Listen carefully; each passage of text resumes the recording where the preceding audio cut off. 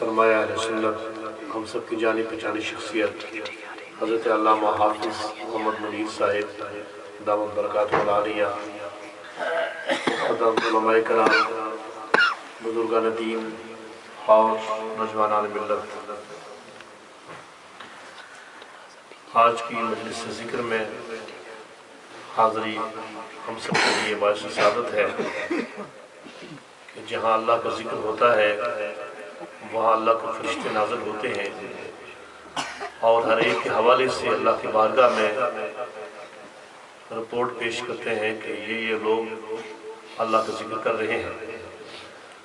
और इन लोगों के लिए बड़ी खुशखबरियाँ हैं और बहुत बड़ी रहमतें हैं अल्लाह ताला की तरफ से जो आती हैं। चूँकि हमारे पास वक्त नहीं है इसलिए मैं आपके सामने ये अर्ज़ करना चाहता हूँ कि कुरान मजीद की आयत आपके सामने पढ़ी है। इरशाद बारी ताला है, इन्नल्लज़ीना क़ालू रब्बुनल्लाहु सुम्मा इस्तक़ामू, बेशक जो लोग कहते हैं अल्लाह हमारा रब है, फिर इस पर मजबूती से कायम रहते हैं, इस पर डट जाते हैं, ततनज़्ज़लु अलैहिमुल मलाइका, तो उन पर फरिश्ते नाज़िल होते हैं। अल्लाह को अपना रब कहने के बाद फिर ज़िंदगी को अल्लाह की मर्ज़ी के मुताबिक गुजारने के लिए जब लोग मुसम्मम इरादा कर लेते हैं और मजबूती से कायम हो जाते हैं तो अल्लाह तबारक व तआला उनकी मदद के लिए फरिश्ते नाज़िल फरमाता है। और ये बहुत बड़ा मुकाम है उस शख्स के लिए कि जिसके दिल को अल्लाह की याद ने अपना घर बना लिया। जब किसी का दिल अल्लाह की याद का घर बन जाता है तो उसकी ज़बान और निगाह अल्लाह की उस याद का इजहार करती रहती है और उसके ज़ाहिर से अल्लाह की याद के आसार नुमाया होते हैं। फिर वो शख्स न सिर्फ ये कि अल्लाह की याद को अपने सीने में महफूज रखता है बल्कि जहाँ पर निगाह डालता है और जिस पर उसकी निगाह पड़ती है उसके दिल में भी अल्लाह की याद पैदा हो जाती है। तो ये खुद भी अल्लाह की याद का महवर मरकज़ बनता है और दूसरों को भी अल्लाह की याद में अपने साथ मिलाता है, खुद भी सिरात मुस्तकीम पर चलता है और दूसरों को भी अपने साथ लेकर चलता है। इस्लाम की तारीख में हमें बड़े बड़े अदवार नजर आते हैं और तारीख के इस तसलसल में हमें बहुत सी ऐसी हस्तियां नजर आती हैं कि जो तारीख दिलों को अल्लाह की याद से आबाद करते रहे हैं, जो तारीख दुनिया को इल्म के नूर से मुनव्वर करते रहे हैं और जिन्होंने जुल्म व सितम के मुकाबले में दुआ और दर्द सोच से इनकलाब पैदा किया है, जिन्होंने जबर व जोर और जालिमाना निज़ाम और रवायात के मुकाबले में हुज़ूर सरवर आलम सल्लल्लाहु तआला अलैहि वसल्लम के अखलाक पेश किए हैं और इनकलाब बर्पा किया है। हमारे सामने इस तरह की बड़ी शख्सियात मौजूद हैं, लेकिन आज के मौजू की मुनासबत से अगर हम बर्रे सगीर की तारीख पर नजर डालें तो हमें एक ऐसा मर्द हक नजर आता है, अल्लाह करीम जल्ला जलालुहु का एक ऐसा मर्द दुर्वेश नजर आता है कि जिन्होंने अपने तवज्जो से और अपनी निगाह करब से सरजमीन हिंदुस्तान में इनकलाब बर्पा किया है और तारीकी में इल्म के नूर की शमा जलाई है और जहां को मुनव्वर किया है। वो नाम हजरत ख्वाजा गरीब नवाज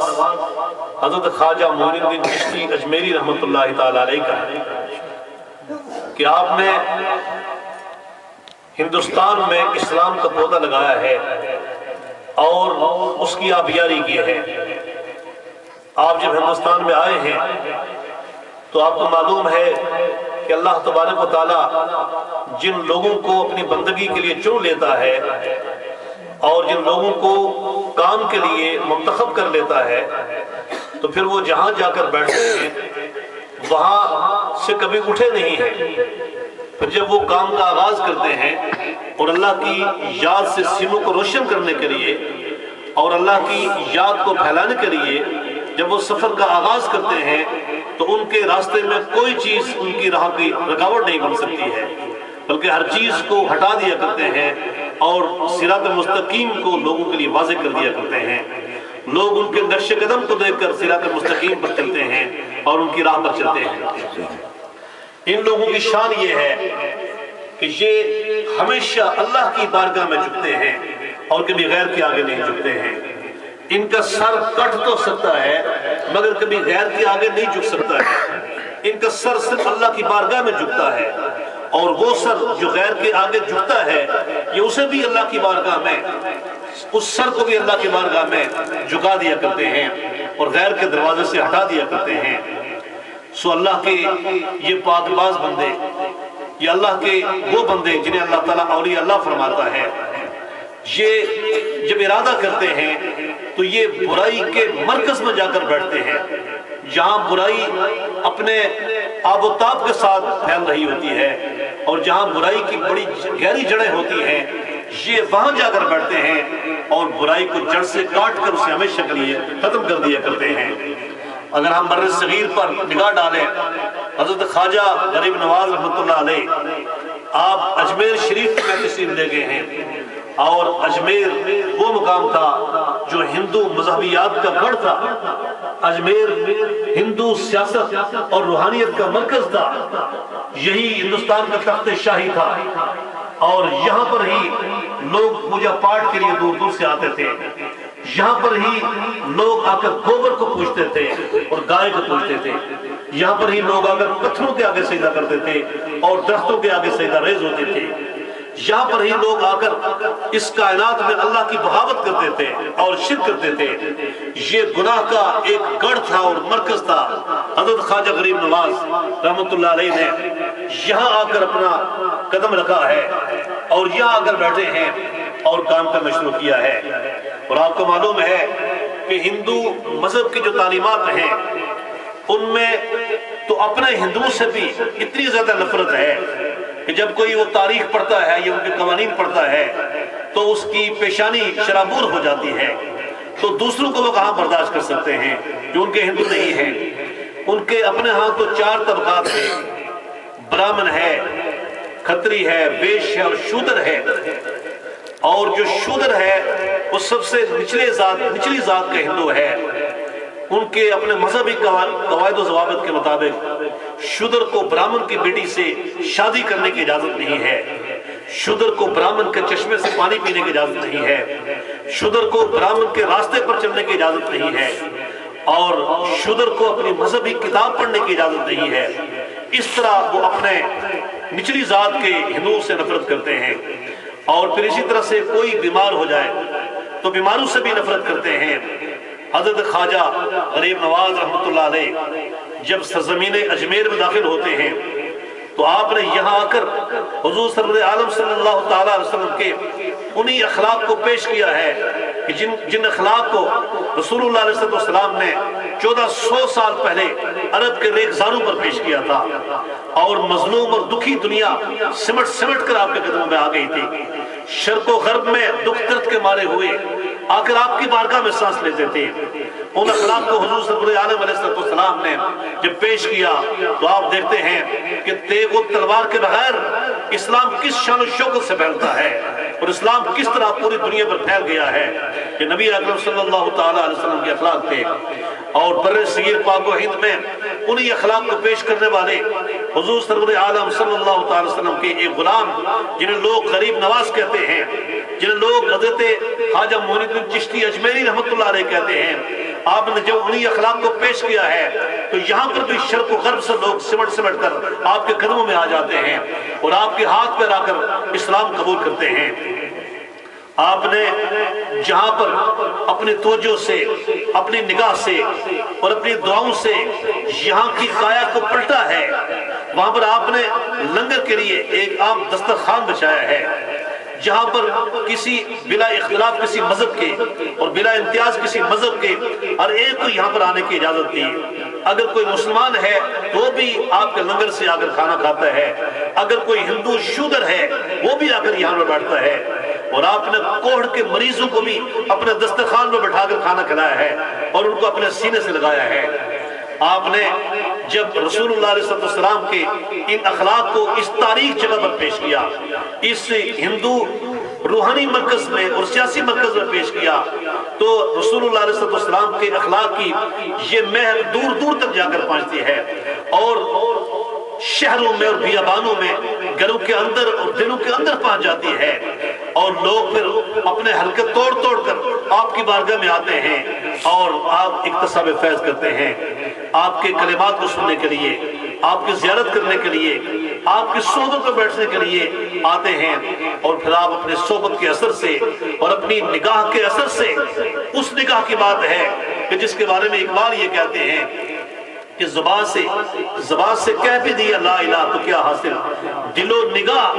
جو مسلمان نہیں تو کچھ بھی نہیں۔ اگر فقط زبان سے لا الہ الا اللہ کہہ دیا جائے اور دل میں اللہ لا الہ الا اللہ نہ ہو، اس لا الہ الا اللہ کی کوئی اہمیت نہیں ہوتی ہے، لیکن جب لا الہ الا اللہ دل سے آتا ہے تو پھر یہ دل بھی مسلمان ہو جاتا ہے، یہ نگاہ بھی مسلمان ہو جاتی ہے، اور جب یہ نگاہ مسلمان ہوتی ہے تو پھر جس پر پڑتی ہے اس کے باطن میں انقلاب برپا کر دیتی ہے۔ اب یہ کون سی نگاہ ہے؟ یہ حضرت خواجہ غریب نواز رحمۃ اللہ علیہ کی نگاہ ہے، یہ دل و نگاہ مسلمان ہے، یہ مرد مومن کی نگاہ ہے، تو نگاہ مرد مومن سے بدل جاتی ہیں تقدیریں،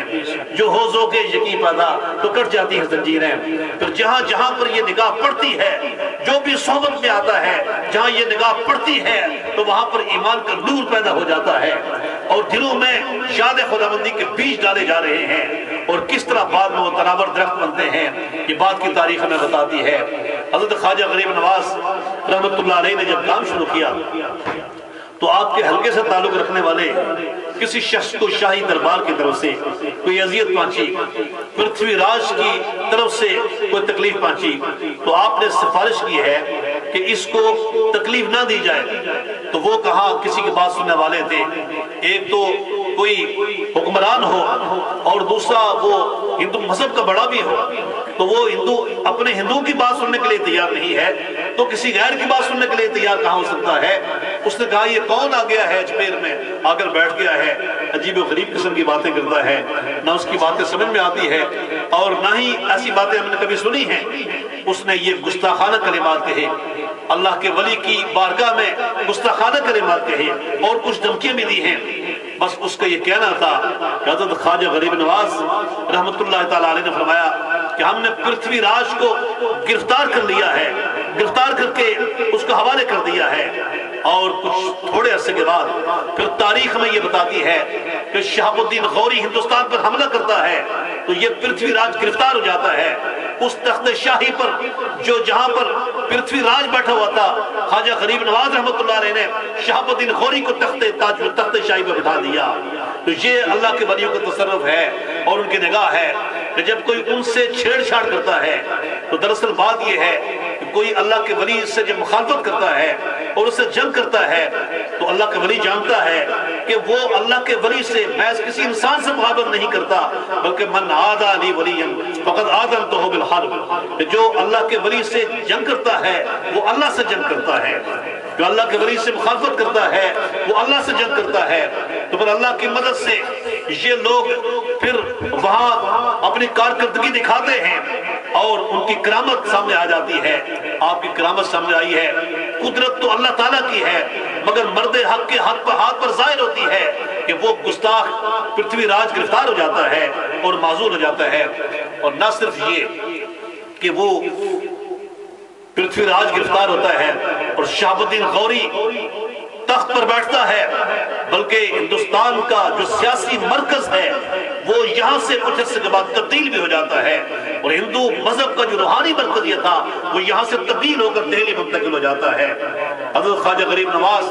رحمت اللہ تعالیٰ علیہ نے دیکھا کہ اس قوم کو کس طرح اس قوم کو راہ راست پر لایا جا سکتا ہے، کیونکہ اسلام کی دعوت دینے کے لیے اسلام کا حکم یہ ہے تو دو الی سبیل ربک بالحکمت والموعظۃ الحسنہ، کہ اللہ کے راستے کی طرف حکمت سے بلائیں، اچھی نصیحت سے بلائیں۔ تو آپ نے حکمت اپنی یہ دیکھی کہ یہ لوگ گانے بجانے کے شوقین ہیں، تو آپ نے قوالی کا آغاز کیا اور ساز کے ساتھ قوالی کا آغاز کیا ہے۔